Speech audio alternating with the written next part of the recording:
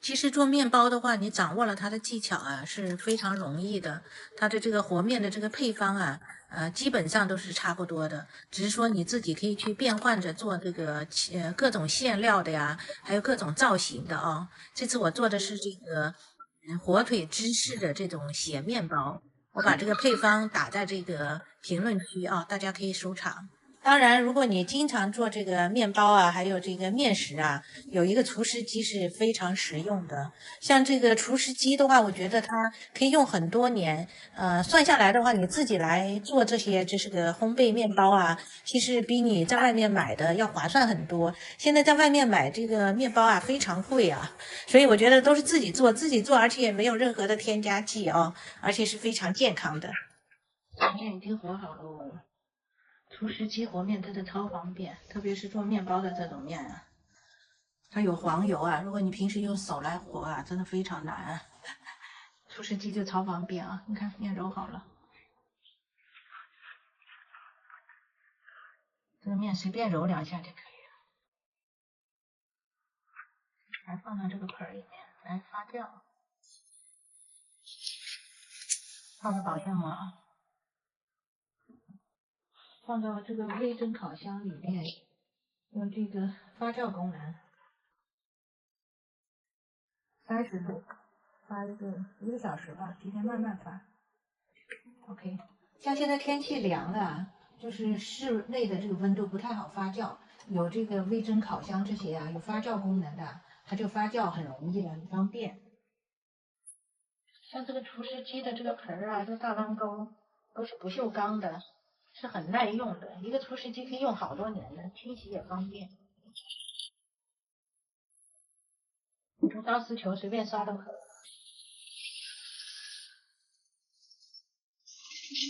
像这个除湿机啊，对于我来说是非常实用，因为我3天2头啊就要做什么面包啊、馒头啊，因为我的早餐从来不会在外面买面包啊，早餐几乎都是自己做的，所以就是经常用就会觉得很实用啊。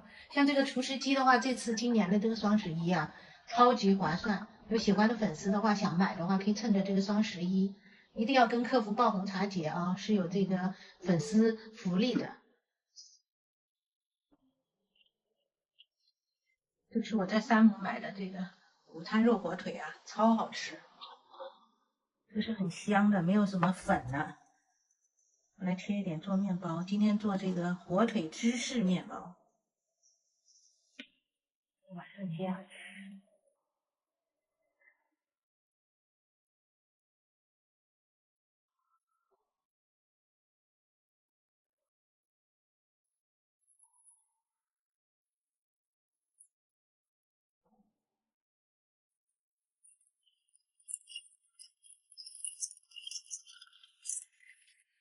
芝士碎，芝士碎火腿。这个面已经发酵好了，你看，你看发酵这么大了啊。好，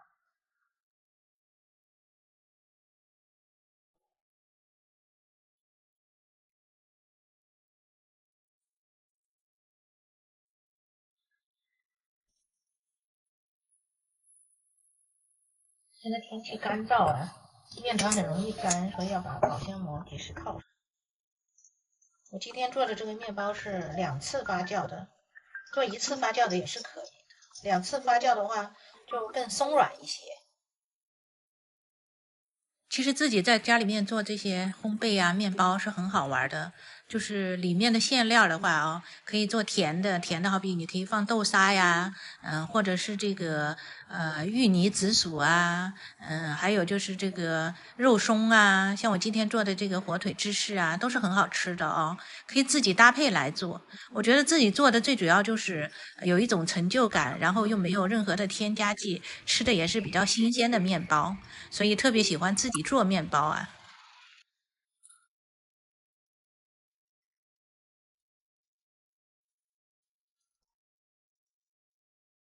做了12个面包，现在把这个面包啊再放到这个微波烤箱里面继续发酵啊，2次发酵，调到发酵功能，30度发个15分钟就行了。OK，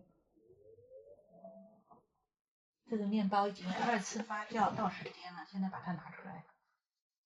这个微蒸烤箱里面就是发酵了的话，它会有一点水汽啊，把这个水汽擦一下。然后现在调到烘烤功能200度，烤箱预热个10分钟啊。这个是我调的蛋液，一个鸡蛋调成蛋液，然后这上面刷一点，这样烤出来会漂亮一点啊。加上几粒芝麻，这样子就更好看一点。其实我做面包的话不会要求太高，其实我做的造型也是只能入眼啊，不是说非常完美的。其实我觉得自己做了吃的话好吃就好了，然后自己也是感觉在不断的慢慢进步，这也是一种开心。可以了，烤箱预热好就可以烤了啊。烤箱预热好喽，把这个面包放进来烤，调到这个烘焙功能上下火啊，上火的话就小一点，155度，下管的话就180度，烤上一个30分钟。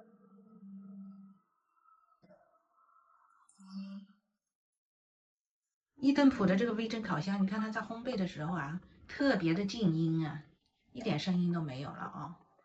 然后像这个伊顿普的这个微蒸烤箱，现在不是双11活动吗？非常的划算，是有国补价格的，国补价格是非常的低。就是有喜欢的粉丝的话，可以就是橱窗里面链接或者伊顿普的这个旗舰店进去，跟客服报这个红茶节，都可以参加这个国补的这个价格来购买啊。像这个微蒸烤箱真的也是非常实用的，我家是几乎天天都在用，蒸菜呀、或者烤肉啊，蒸馒头、包子啊，或者烤面包都是可以的。它的用途非常多，非常实用啊！